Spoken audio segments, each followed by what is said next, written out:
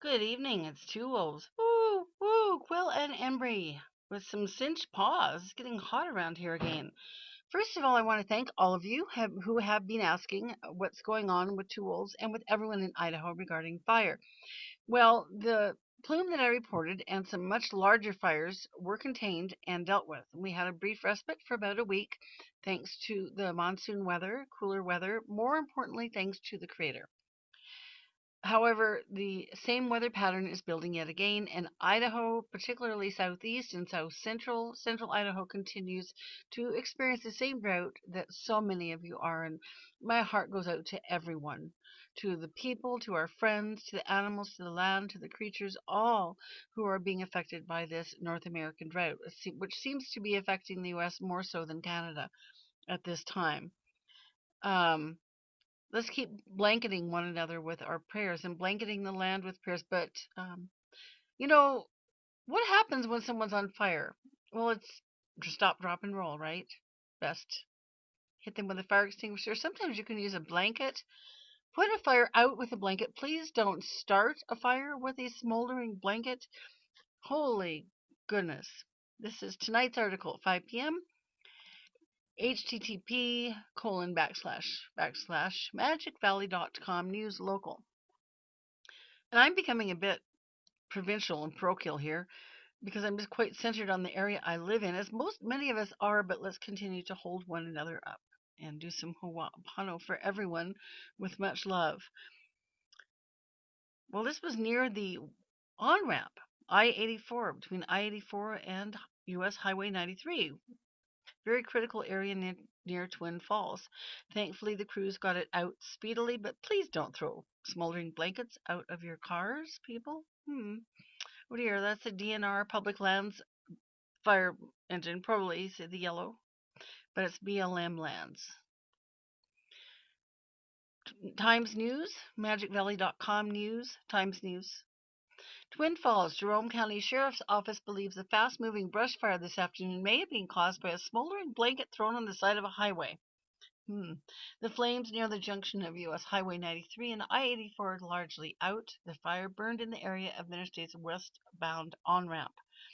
U.S. Bureau of Land Management and Jerome Rural Fire Department responded with air support assisting the fight. Elsewhere, the nearly 34,000-acre Owinza fire near Star Lake, north of Hazelton. Now, this is actually a bit less than 10 miles southeast of the historical rangeland town of Shoshone, which is on the highway. Which I actually should have put a map up for you, but here in central Idaho, that highway runs north to the Wood River Valley, Bellevue, Haley, and Sun Valley. And Shoshone's just about midway between Twin Falls and Bellevue.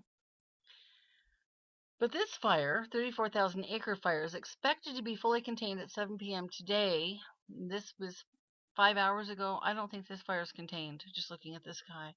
Full control is hoped for by 7 p.m. Tuesday. It was one of two large lightning-caused wildfires reported yesterday, by the BLM. Second large blaze, a Rattlesnake Butte fire near Minidoka, was reported at 11 a.m. Sunday and covered 663 acres at 9 p.m.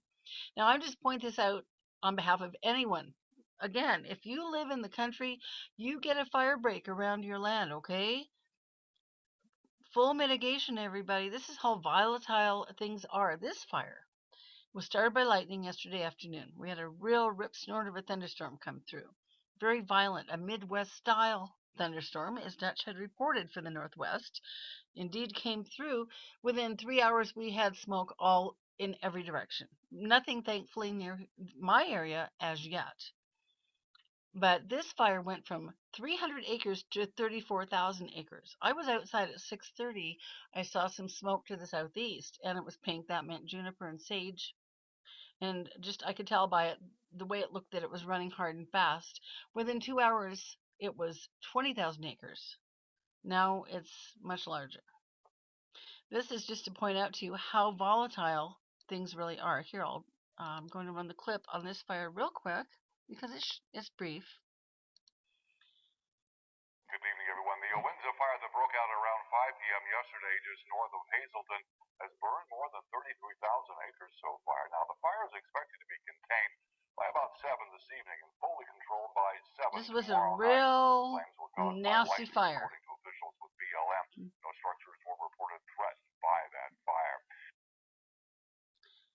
She's a big one, and this is things are getting worse in the West. I'm going to, now how to go to NIFC and Incident Map and so forth, but we'll go to NWS for Pocatello because that's most pertinent. Things are escalating yet again.